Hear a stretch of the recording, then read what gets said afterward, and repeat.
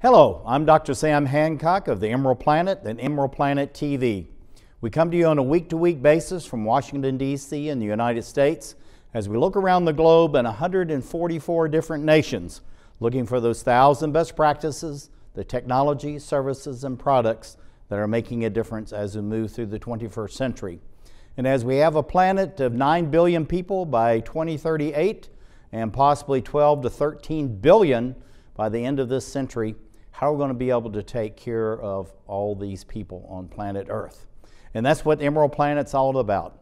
We come to you looking at the solutions, the best practices from around the globe as we create the Emerald Planet. Hello, welcome to the Emerald Planet. We're making a difference as we move through the 21st century. And seeing the long-term impacts of climate change.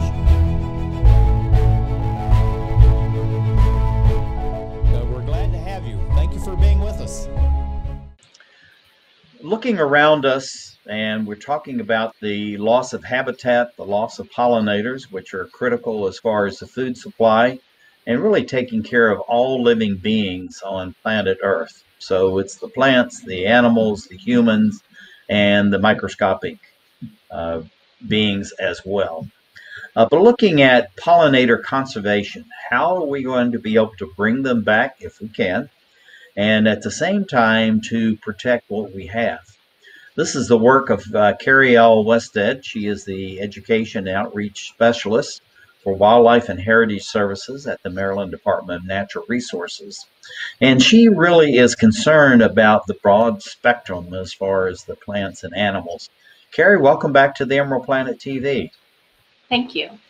Looking at pollinator conservation and the Maryland Department of Natural Resources, tell us how this department really is out there on a day-to-day basis, 24/7, 365, trying to protect the pollinators, but also to bring them back if possible. We do a lot of work for habitat conservation, so conserving habitats and protecting them and removing things like invasive plant species to make them more habitable by our different pollinators and other wildlife. And then my role is doing education and outreach, and I do a lot of work with local communities and folks around the state, essentially to how to create backyard wildlife habitat. That's absolutely fantastic. Now we're going through the seasons, and we'll see the different plants, the animals as well, looking at all the different pollinators as part of the animal kingdom. But why do we need to look at it on a seasonal basis and not just say, oh, okay, this is 2020 going into 2020s of the decade? Why do we need to look at this on a season-by-season basis? Well, it's important to know that that pollinators are going to be out throughout the spring into the fall, and there's even some that are active in the winter. So if you want to help support pollinators, you have to support that whole life cycle and provide those different blooms at different times of the year like nature would intend. And so looking at the different blooms that we're talking about, tell us what we're looking at here as far as the variety of colors, even the styles of the plants, and what type of pollinators may be attracted to each of these. So these are all examples of spring blooming tree and shrub species. So when people think about planting for pollinators, they often think of non-woody plants, flowers to put out there, but a lot of the trees are out there providing those nectar and pollen resources early in the season. Like red maple on the right-hand side, in our area, red maple was blooming at the end of January. So it was out and open really, really early for all those early risers. Mm-hmm. Now looking at the other two plants, they're more subdued in their color. Are they actually attracting different types of pollinators? They are. So the one at the top is a viburnum. It's called cherry-leaved viburnum. Has these gorgeous and very fragrant white clusters of flowers, and that's one of our ground nesting bees that's enjoying it. So it supports a diversity of species, whereas the one on the bottom, the black willow, actually is beneficial to many of our specialist bees. So bees There's specific bees that only visit the willows and get the pollen from the willows, and so they need that plant to be able to survive. That's fantastic. Summer, of course, we're looking at gorgeous plants here, but again, we're looking at the four seasons. So why is summer so important, and the types and variety of species of plants? Well, these are all summer blooming mints, and I like to promote them because they're easy to find and easy to grow, and they're very attractive to suites of pollinators, not just a specific type. So everything from spotted bee balm, which is in the top left-hand corner, which likes really dry habitats, and to the actual bee balm on the right-hand corner, which likes wet habitats. They're supporting wasp and butterflies and bees and beetles and flies. So they're good to have about. So it's a great diversity that we're seeing here. Going these plants? Here are a few more summer plants. So on the left-hand side, that is actually liatris. And that is a thread-waisted wasp that's enjoying it. So they're one of our solitary wasp species that are pollinators as adults, but their juveniles eat other organisms. So they're out there pollinating the plants and then picking off pests and feeding them to our babies. So, so they're really good to have around. In the middle is one of my favorite plants. It's called sweet pepper bush, and it's really attractive to a lot of butterflies. It's one of the plants that I suggest as an alternative to butterfly bush, which is an invasive plant that's from China. People often plant for butterflies, but it doesn't support the life cycle like sweet pepper bush would. And then the right-hand side is pieweed, which is another replacement I suggest for butterfly bush.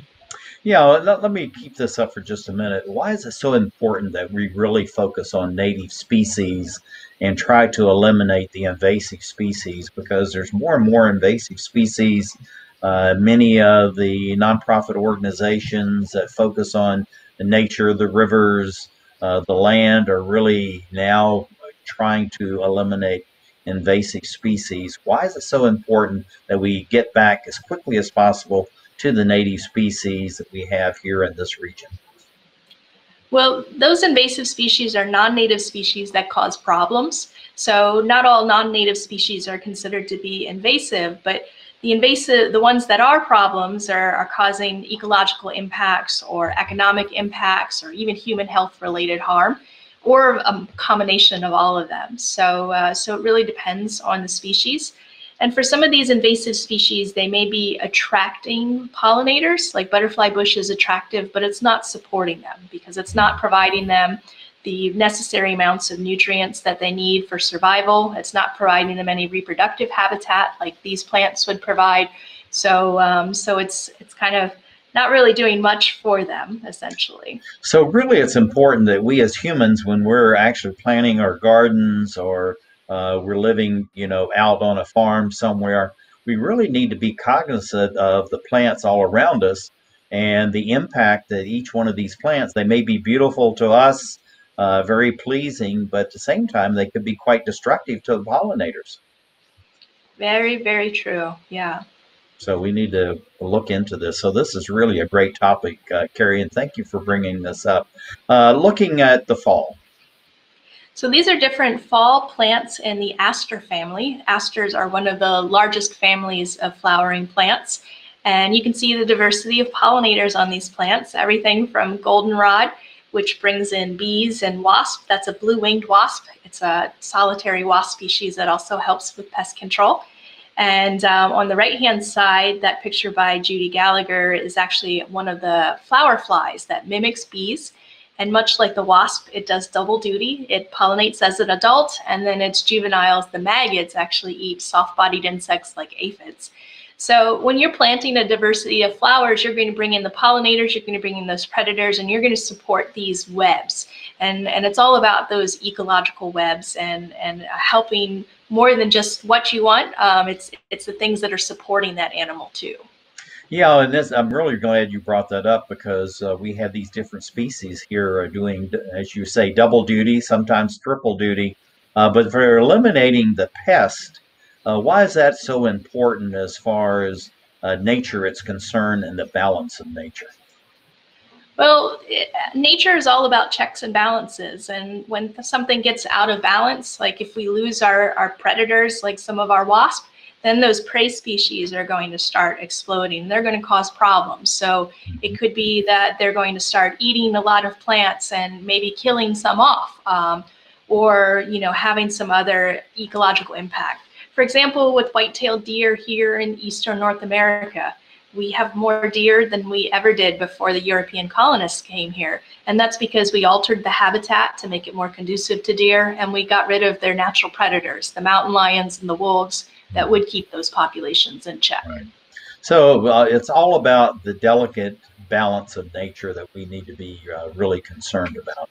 And yet we can add beauty and still be improving the environment the same kind, I think is part of your message that you're sharing with us right now.